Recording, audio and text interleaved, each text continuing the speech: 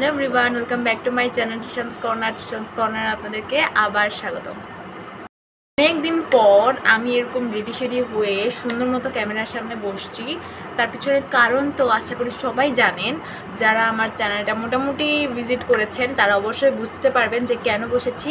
তার কারণ হচ্ছে আজকেও আরেকটা রিকোয়েস্টেড ভিডিও নিয়ে হাজির হয়েছি। আজকের যে রিকোয়েস্টেড ভিডিওটা সেটা আমার জন্য না একটু ইউনিক, একটু টাফ, একটু চ্যালেঞ্জিং। কারণ হচ্ছে এই টাইপসের ভিডিও আমি আমার এই ইউটিউব জার্নিতে কখনো বানাইনি, কখনো করিও নি, আর কখনো যে ট্রাই করব সেটাও চিন্তা করিনি। কিন্তু আমার চ্যানেলে একজন নতুন সাবস্ক্রাইবার, তার নাম হচ্ছে সুস্মিতা চৌধুরী, সে আমাকে এত রিকোয়েস্ট করেছে এই ভিডিওটার জন্য, তাই না বানিয়ে পারলাম না। সে আমার প্রত্যেকটা ভিডিওতে গিয়ে গিয়ে কমেন্ট করেছে যাতে তার রিকোয়েস্টেড ভিডিওটার কথা আমি ভুলে না যাই এবং তাড়াতাড়ি যেন আপলোড করি। সে আমাকে ডিটেলসে পুরো বিষয়টা বুঝিয়েছে, যার কারণে আমিও বানাতে বসে গেলাম। কিন্তু অনেকটা লেট হয়ে গেছে। তার কারণ হচ্ছে যখন সে রিকোয়েস্ট করেছে তখন আমার পরীক্ষা চলছিল, আর তারপরে শুরু হয়েছে ঘরে দামোদর উৎসব। সেটার শর্টসে আমি আপনাদের সাথে শেয়ার করেছি, আশা করি তো আপনারা দেখেছেন। আর যারা দেখেন নাই তারা এখন গিয়ে দেখতে পারেন, অলরেডি ভিডিওটা আপলোড হয়ে গেছে।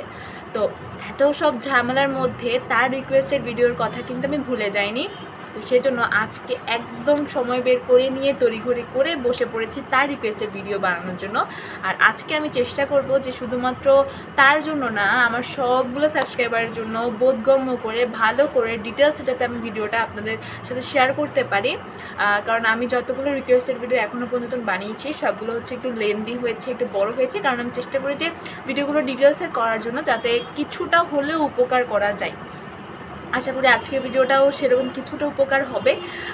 সো ভিডিওটা দেখতে থাকেন। ভিডিওটা যদি ভালো লাগে তাহলে কিন্তু আমাকে কমেন্ট সেকশনে জানতে ভুলবেন না। আর আপনাদের মধ্যে কার কার আরও কিছু ভিডিও রিকোয়েস্ট আছে সেগুলো কিন্তু কমেন্ট সেকশনে জানাতে ভুলবেন না, তাহলে আমার জন্য ইজি হবে ভিডিওর টপিক খুঁজে বের করা আর ভিডিওগুলো আপলোড দেওয়া।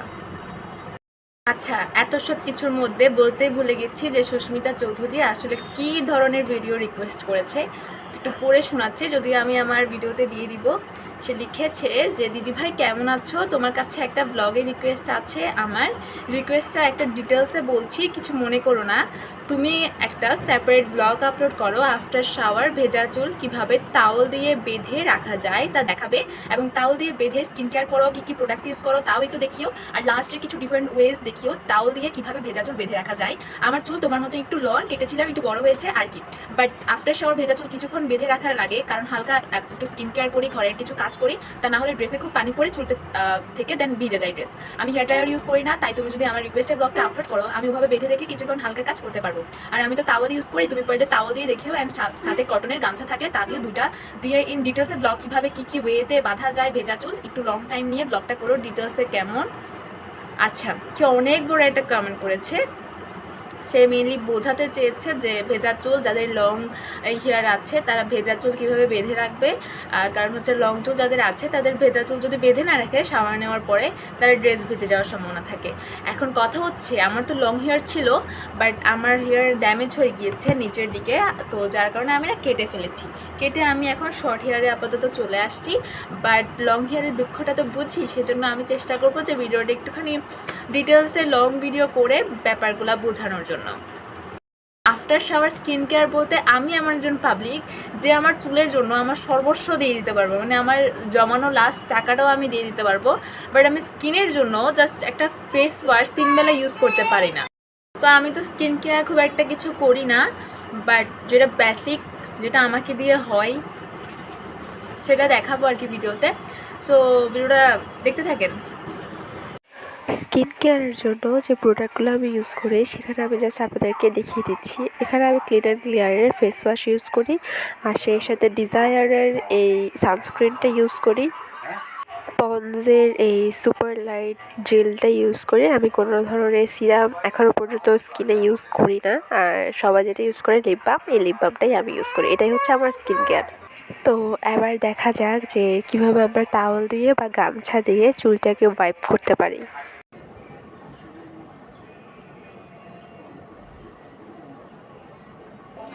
আমি ভয়েস ওভার করছি, আর এই সময়টাতে আমি অনেক বেশি সিক, যার কারণে আমার ভয়েসটা এইভাবে শোনাচ্ছে। আশা করি আপনারা সবাই একটুখানি ম্যানেজ করে নেবেন। সো ফার্স্ট স্টেপে আমি গামছা দিয়ে দেখানো শুরু করছি, কারণ এটা বেশি কমফোর্টেবল আমার মনে হয়। গামছাটাকে মাথার উপর দিয়ে এরকম 2টা পোর্শনে ভাগ করে নিয়েছি, আর যেই অ্যারো চিহ্ন দিয়ে যে জায়গাটা দেখিয়ে নিয়েছি সেই জায়গাটা, সেই পার্টটুকু দিয়ে সম্পূর্ণ চুলটাকে মুড়িয়ে অপর পাশে নিয়ে আসতে হবে। তারপর আমরা যেভাবে পেঁচাই সেভাবে পেঁচাতে হবে জিনিসটাকে, পুরাটা আর কি। চুল যাতে হচ্ছে গামছার ভেতরে থাকে সেদিকে খেয়াল করতে হবে, চুল যাতে গামছার বাইরে না থাকে। তারপরে পুরো চুলটাকে পেঁচাই নেওয়ার পরে যে বাড়তি অংশটা নিচে থাকবে, মানে গামছাযুক্ত যেই চুলটা, সেটাকে একটা খোপার মতো করে নিতে হবে। আর যেই গামছাটা একদম লাস্টে অবশিষ্ট থাকবে সেটাকে এই খোপার মধ্যে গুজে দিতে হবে। তাহলে খেয়াল করবেন যে একটা আর কি শক্তপোক্ত একটা বান তৈরি হবে। এটা খুব ইজি একটা প্রসেস, আর এভাবে ম্যাক্সিমাম মানুষই চুলটাকে বেঁধে রাখে, আর এভাবে অনেকক্ষণ চুলটা থাকেও। সো এটা আর কি ফলো করতে পারেন, এটা আসলে ভালো। সো এইটা সামনের পার্টটা এইভাবে থাকবে, পিছনেই জাস্ট খোপাটা থাকবে, সামনের পার্টে গামছা থাকবে না। আমি তাও সামনে পিছনে 2টা পার্টই দেখিয়ে দিয়েছি এখানে। এটা হচ্ছে সেকেন্ড স্টেপে আমি নিয়েছি হচ্ছে তাওয়েল দিয়ে যদি হেয়ার ওয়েভ করতে চান তাহলে এর থেকে ইজি প্রসেস মনে হয় না আর আছে। জাস্ট চুলগুলোকে মাথার সামনে দিকে নিয়ে আসতে হবে, যেভাবে ভিডিওতে দেখা যাচ্ছে সেভাবে। তারপর তাওয়াল দিয়ে ঠিক আগের মতনই, যাতে চুল তাওয়ালের ভেতরেই থাকে, তাওয়ালের বাইরে যাতে চুল না যায় সেভাবে করে আসলে চুলটাকে তাওয়াল দিয়ে আবদ্ধ করে নিতে হবে। এরপরে তাওয়ালটাকে 2 পোর্শনে ভাগ করে নিয়ে 2 পোর্শনটাকে একসাথে করে অ্যারো চিহ্ন যেখানে দেখানো হচ্ছে সেই বরাবর এসে যুক্ত করতে হবে। ঠিক আছে, অনেকটা ভি শেপের মতো। তারপরে ওই পোর্শনের যে কোনো একটা ধরে আগের মতো করে তাওয়ালটাকে চুল সহ পেঁচিয়ে নিতে হবে, যাতে করে চুল তাওয়ালের বাইরে না যায়। এরপরে এই তাওয়াল যেটাকে পেঁচিয়ে নিলাম চুল সহ, সেটাকে মাথার উপরে উঁচু করে ভিডিওতে যেভাবে দেখিয়েছি সেভাবে বেঁধে নিলেই হয়ে যাচ্ছে একদম ইজিভাবে সেকেন্ড স্টেপ।